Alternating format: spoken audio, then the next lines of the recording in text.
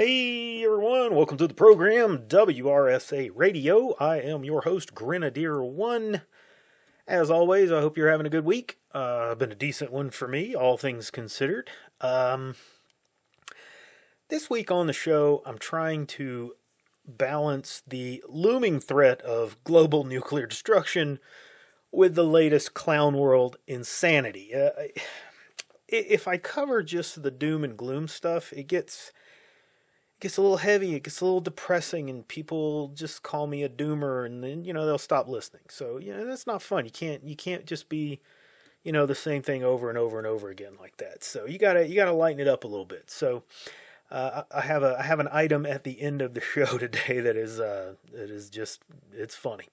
I have no illusions to my place in the order of things here, and I know that people do not come to this show to be the sole source of information on topics. I think people come here to get a different, more honest opinion about the goings on in the world and who they, how they might be impacting you in ways that maybe you might not have thought about. So I want to cover things even if they may seem trivial in the face of major international occurrences and threats. And make no mistake about it, right now we are under a real sword of Damocles kind of danger. This is pushing well past the Cuban Missile Crisis and into territory that I don't think we've ever seen. I really don't. So I don't mean to make light of that. So I'm going to start with that information and then move into the funny thing just at the end of the show, because I think it's insane and kind of emblematic of our existence today. That juxtaposition between extremely serious things and extremely insane things. But anyway, so let's kick it off with the speech given by Vladimir Putin the other day. When you get done with this show, I want you to go over to the Mothership website. That's Western Rifle Shooters Association for all the new listeners. We've got a lot of new listeners here lately. So the link is in the description. And that's the WRSA and the name of the show, in case you're all wondering. Haven't put that together yet. But the page is ran by my good friend Concerned American, and he posts great stuff. So go over there and read a couple of the links there that I'm going to talk about. You may have to scroll back a few days to see all of these, but I want you to read the transcript of Putin's speech that he gave.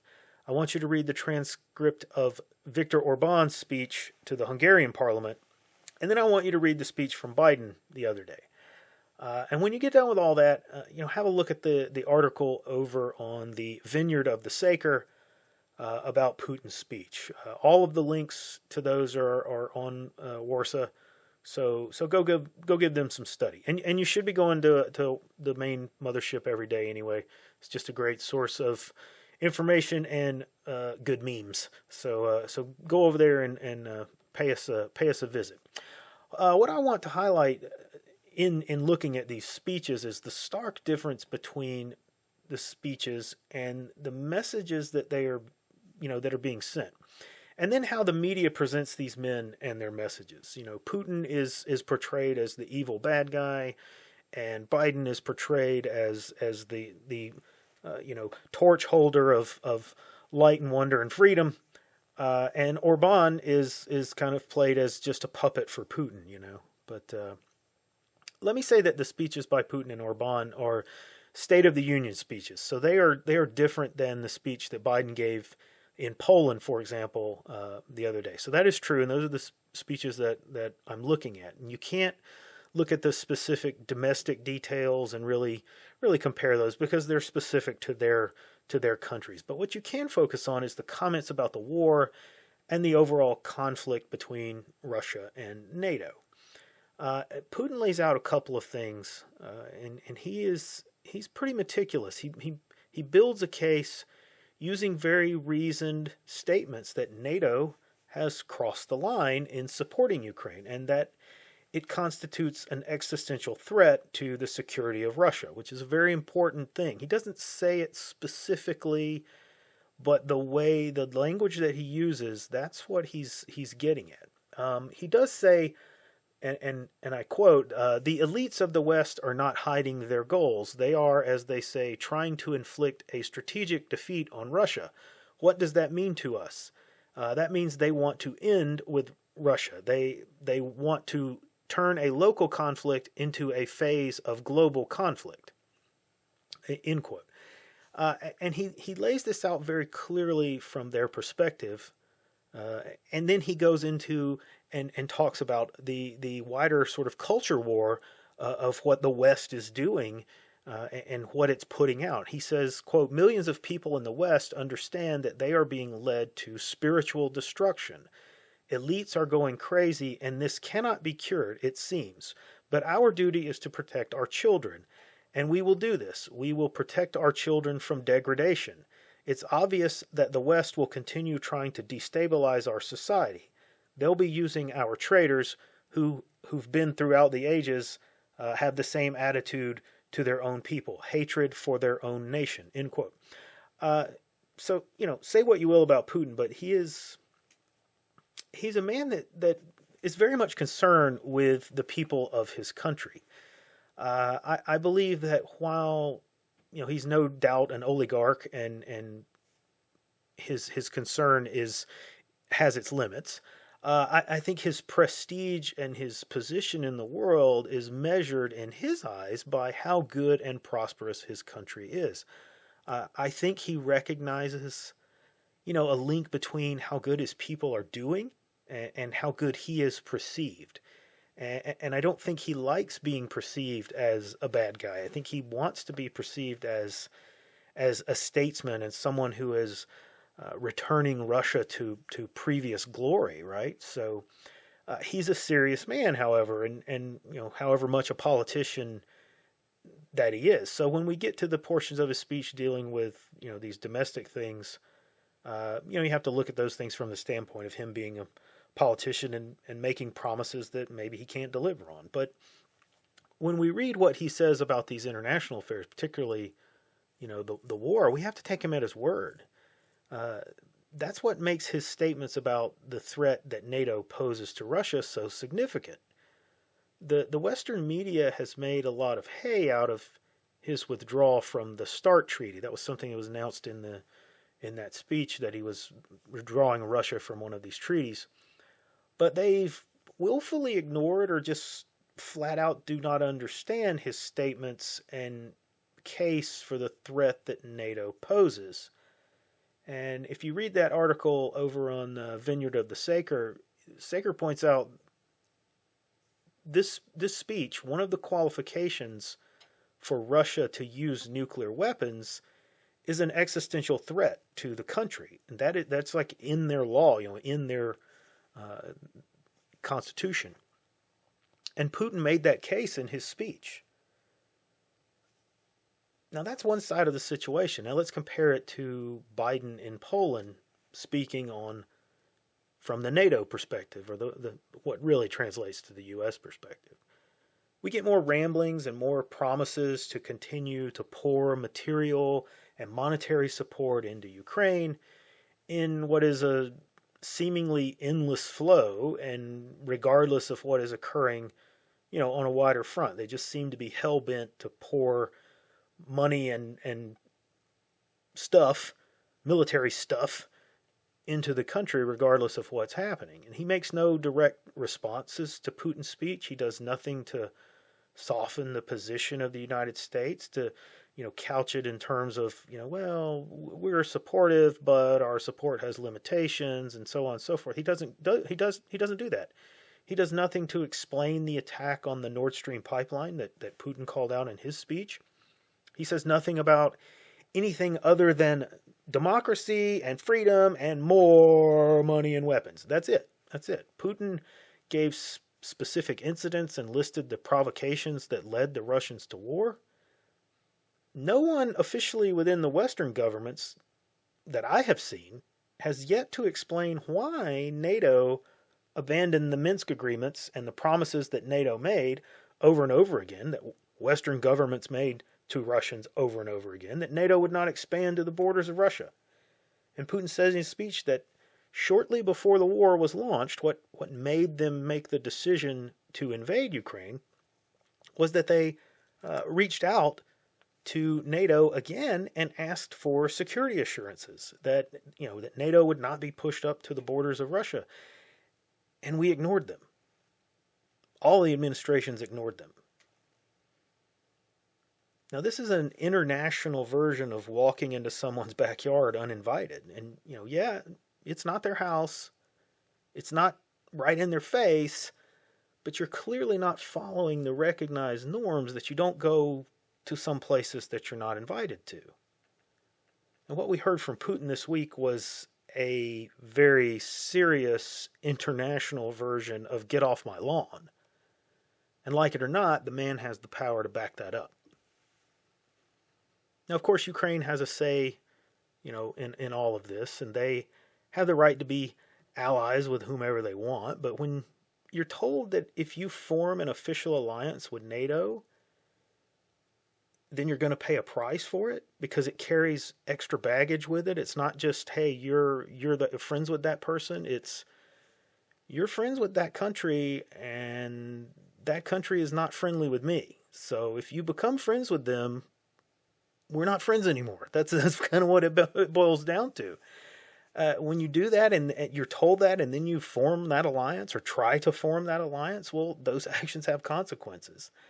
And that's been playing out over the last year. But we got a more forceful message from Putin this week, and I'm afraid that no one in NATO is really willing to listen to it. They're putting us headlong into, I hate to say it's an inevitable conclusion, but I think we're absolutely destined to see an expansion of this conflict.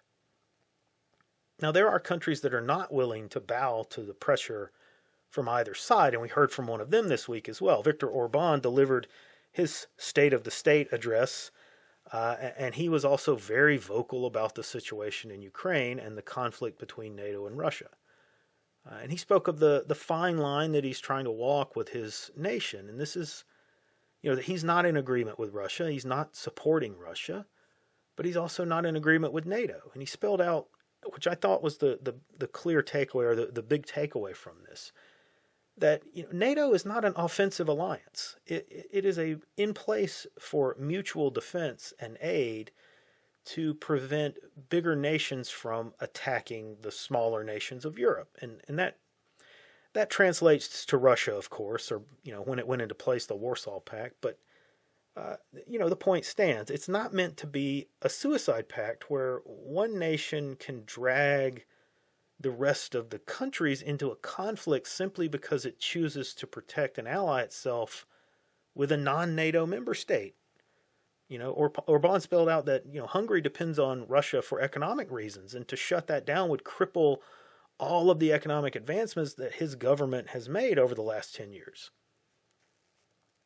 And for this position, for his refusal to support NATO and his refusal to accept immigrants in at the behest of the EU, the U.S. has been conducting an ongoing effort to depose Orban and to paint him in the media as being a racist and a far-right dictator. And this is it's complete bullshit. Okay, Orban is working for Hungary and for Hungarians. He's not the leader and has no responsibility for immigrants and non-Hungarians, and nor does he have an obligation to drag his nation and his people into a war that they have no interest in. He talks about how much they have done and how much they have accomplished from that, in that economic standpoint of recovering from COVID and all of the terrible things and setbacks that the previous administrations had put into place, and how much it has taken them to recover from that. And he says, going against Russia and cutting off all trade and all interaction with Russia would cripple that. It would destroy that and would wipe all of those things away. And this is how the U.S. treats its supposed allies. Okay, we've sent in Victoria Nuland to the country over the last 2 weeks here to meet with subversive elements and provide them support and platforms for their activities against the sitting president. And I'm sure that if Hungary were to provide support for anti-Biden administration efforts, within the U.S. that the Department of Defense or the Department of Justice and the FBI would be launching investigations and trying to arrest as many people that were involved in that as possible.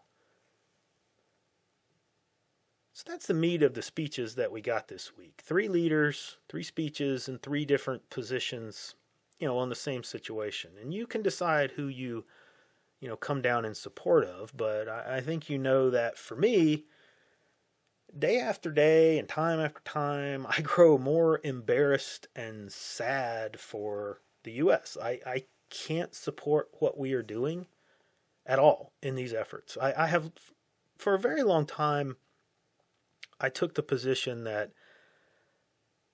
internally, with regard to how our country runs internally, that we can fight and we can squabble and we can disagree and hate on each other or whatnot. That it was like a family. What happens inside of your house, you don't always get along with your family. You don't always agree with everything that your family's doing, and we can have those arguments internally. But when it came to external, when it came to international stage and the international politics, that I would support my country. And not necessarily in everything that it does, but I would take the position that I'm going to support my country unless I'm given a really, really good reason not to.